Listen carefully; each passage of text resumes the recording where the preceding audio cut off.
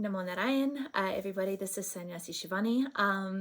Here to chat today, to talk to you about the new moon on June 10th, 4:54 a.m. Mountain Time, because that's where we are, from a yogic perspective, and with a little bit of astrology in there. I just want to also point out that I am not an astrologer, but I am an aspiring somebody who aspires to follow astrology, but to take that and those details of astrology and put them into a yogic perspective, which is where I have a little bit of experience. So this new moon is in Gemini. Now Gemini, which I have a sun sign in Gemini, is all about communicating, communing with others about concepts and philosophies and ideas, and traveling and moving about and these sorts of things. And so no matter what your sun sign, that's going to be potentially a real sort of impulse to be chatting and writing and giving opinions and things like that, which is very Gemini. But there's a challenge. And when I look at this new moon cycle starting on the 10th of June, it looks like it could be, potentially a bit of a doozy if we can't walk that razor edge of right action. And let's face it, a razor's edge is a razor's edge. So there is likely, or the great possibility, of mistakes. And so then what we do with those is almost more important, in my opinion. What we do once we have made a mistake is almost more important than trying not to make a mistake. Otherwise we get into this fear of action. Fear of making a mistake makes us paralyzed with fear, and that's not a healthy space either. So this new moon, there's a discordance, a trine discordance between Gemini in the new moon, with the moon, and Vesta, which is in Virgo, and Neptune, which is in Pisces. Now, of course, Neptune is all about what we believe and what we dream and what we perceive and the reality we want to live in. And of course, Vesta is all about balance and harmony. So when you've got this three-way discordance, right? You've got this impulse to travel, you've got this impulse to communicate, but it's meeting these two other energies, and of what you believe, and this balance and harmony, which means that when you communicate what you believe from a place that is purely on belief rather than rational experience, then you're actually going to be creating disharmony and chaos. So I think that's like one of the really big things to look out for on this new moon. Is there chaos surrounding me? Is there disharmony surrounding me? Am I giving advice, right? Communicating and communing with others. Like, so be really mindful if you're giving your opinion. Okay, and as somebody who spends a big part of her day teaching and giving my opinion, I would likely be keeping my mouth shut for the month. So really watching how you give your opinion based on what you believe rather than rational experience. And why I say rational experience, because rational experience is Saturn, and the moon is actually in very good configuration with Saturn at the new moon. So it's like we're going to have this impulse to speak candidly, to speak of what we believe, to speak of what we feel, to speak of this and give it in a way that can influence. But what we actually need to do is go, maybe not right now. Maybe that is not the energy that we need right now. What we need right now is to speak to rational experience, and to converse with people that have more experience than you in a certain field. Because if we do give the opinion of what we believe and we hook into that Neptunian energy, then that's going to have the opportunity for discord and disharmony. But if we're able to have that moment, that slow down, that moment of response rather than reaction, and really allow ourselves to come into that Saturn energy, or know where to go to speak to that Saturn energy of wisdom and rational experience, then we will hook out of the Neptunian energy and actually come into something that will serve us well to bring in balance and harmony. Okay, so take the time to don't make decisions necessarily too quickly. Gemini and Mercury, very intellectual and very quick to think. But there needs to be, I feel that there needs to be a little bit more time. Let me look into that. Let that be our affirmation for this next cycle. Let me look into that, and not necessarily give too quick an answer, and do a little bit of research, do a little bit of background digging, and take the time. Take the time before decisions are made. Take the time before action is made. Okay. Now, don't forget that on this new moon, Mercury is also going to be in retrograde, so it's not going to be necessarily as efficient as it could be in things like contracts and writing emails and electronics and purchasing, big purchasing, and lawyers and things like that. Really, really, really important to take the time and really think about what you're putting out there. Really think about what you're writing in an email or in a text, or if you feel you need to address something, take a moment. Right? If you feel you need to address, because that feeling, that belief that you need to address something straight away is potentially going to hook you more into that Neptunian energy, which is not going to end well. Potentially. I think I'm supposed to say potentially. Right? So you really want to take that time, really consider things. Write an email, but then give it 24 hours, give it 48 hours before you send it. Write an email and give it to a couple of people that you really trust and respect to read it before you send it. Because when we start these ripple effects of karma, of cause and effect, when we start putting out these words of that are hooking into this Neptunian investor and new moon trine, then you're gonna create a whole reality that is going to take effort and time to bring back into balance. And so let's just try and avoid or not come into the mistakes of creating those ripples and those energies out there that then have to be neutralized before we actually even do it.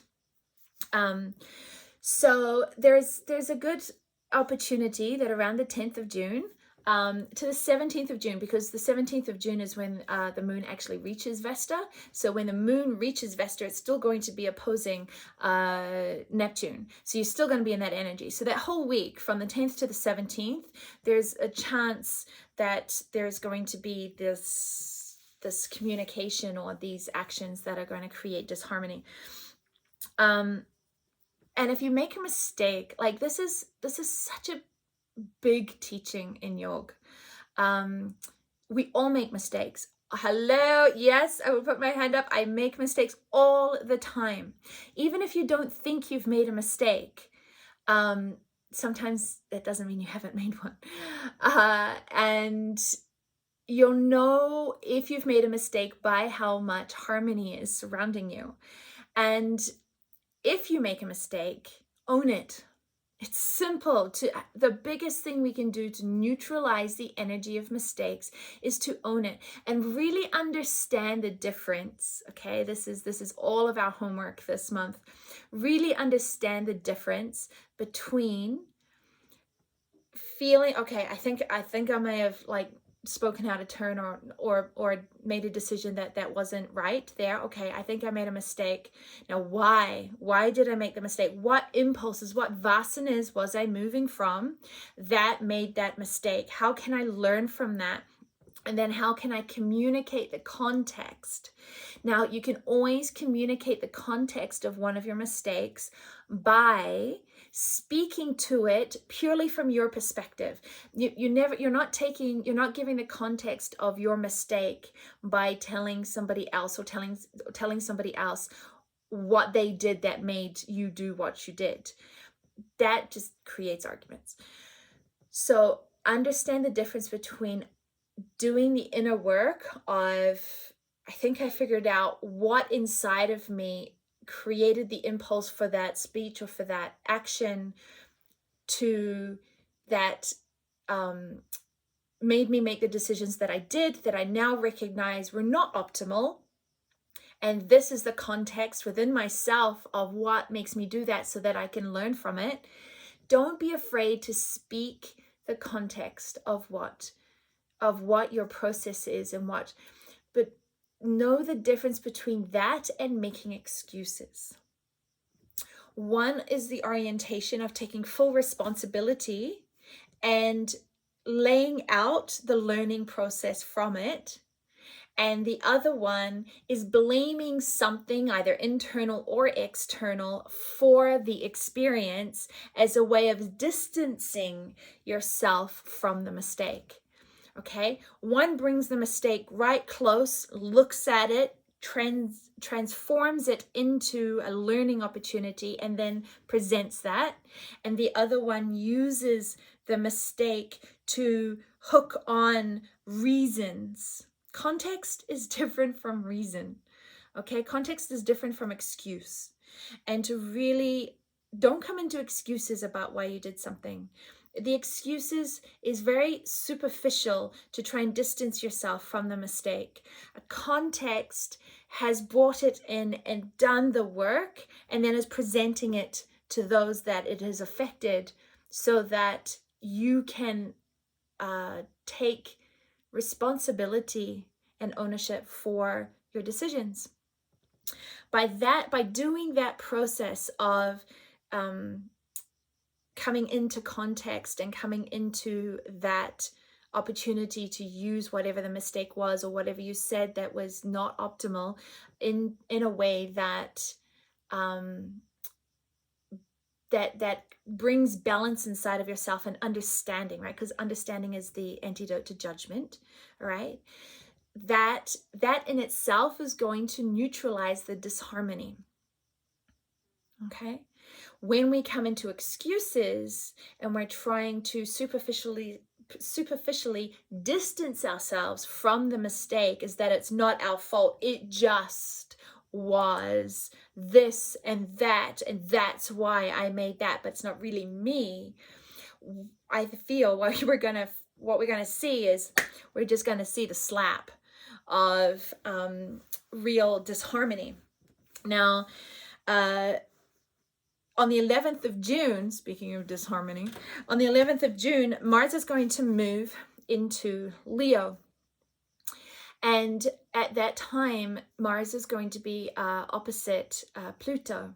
So we've got these two conjunctions of Neptune and Vesta, right? So what we believe and what we dream, whether it's bringing harmony or not. And then we've got Pluto and Mars, which is the god of war. Now on the 11th of June, Mars is going to move into Leo, and that is potentially going to create a real frequency of destruction. Of course, Mars being the god of war and Pluto being death. And you've got earth and water. And of course, Mars is fire.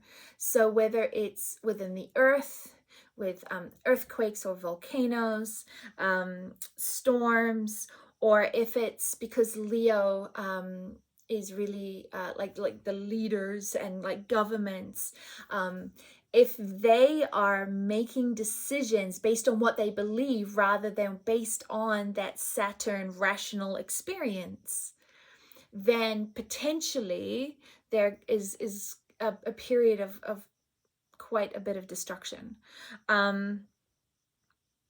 So we really need to take care with that, because that happens on the 11th, but just 2 days later, like the night of the 13th into the 14th of June, the moon is going to reach Mars. So you're going to have Mars and the moon, right? So the emotions and the fire are going to be opposite the death and destruction. That's not an optimal alignment to move through, especially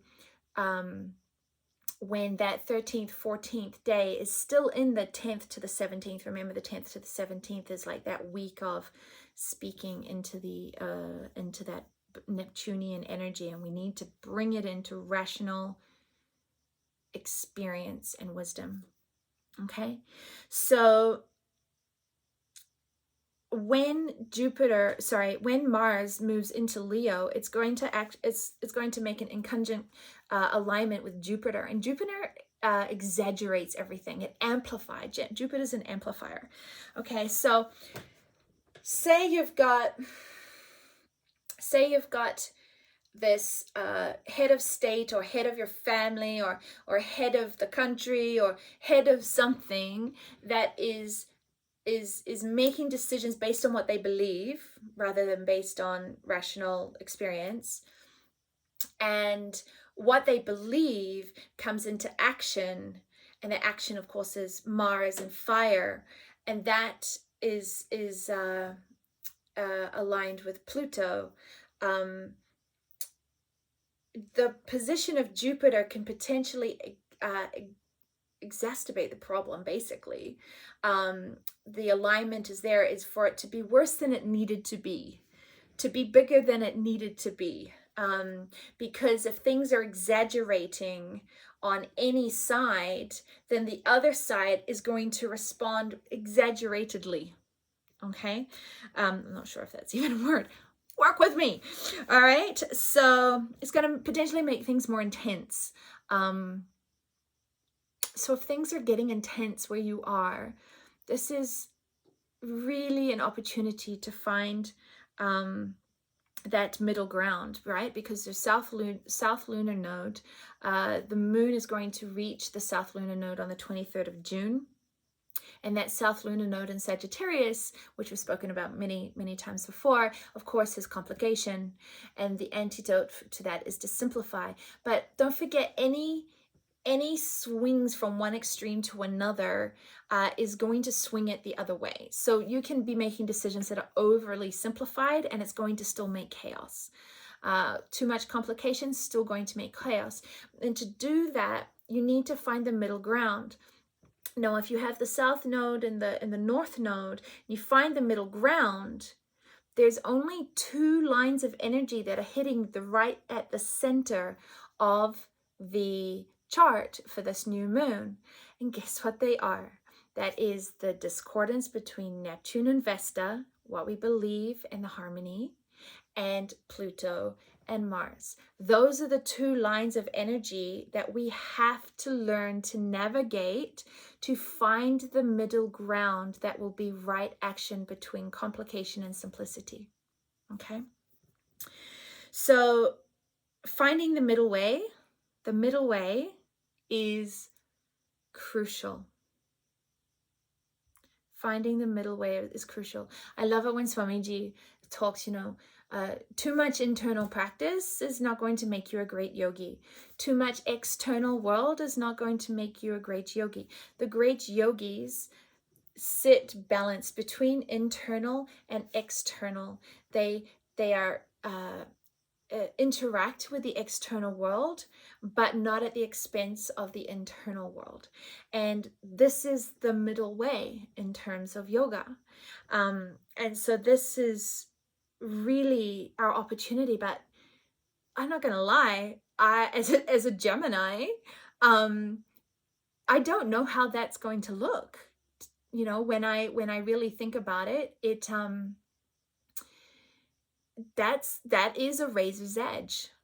That is going to require some serious mastery, and that mastery gratefully, we have a beautiful example of in Swami Naranjanji and Swami Satsangiji, that the middle way runs between inspire and rational. And if you look at the teachings of our lineage of Swami Satyananda and Swami Satsangi and Swami Naranjan, that is really what they embody. They really embody what it is to inspire, but they are very rational. They are very systematic and very working with facts, right? And working with the facts does not devoid the perception of the ethereal, but they don't get lost in the ethereal. Okay, I believe it was Paramahansaji Satyananda, and please don't hold me to the quote, but I believe that he said, what point is it for me to sit in the bliss of the divine when everybody around me is hungry, right? His internal world was in a state of liberation, but to sit there when everybody else around him was suffering and hungry and not thriving, was not the point, right? The point is to have that balance, and so then to feed and to serve and to help, you know. So this is the razor's edge, but we do have examples in our life to look to. We do have the Saturn energy of wisdom and experience, and that is why I think we're so lucky to have the teachings of Paramahansaji in this lineage, because we have that to reference.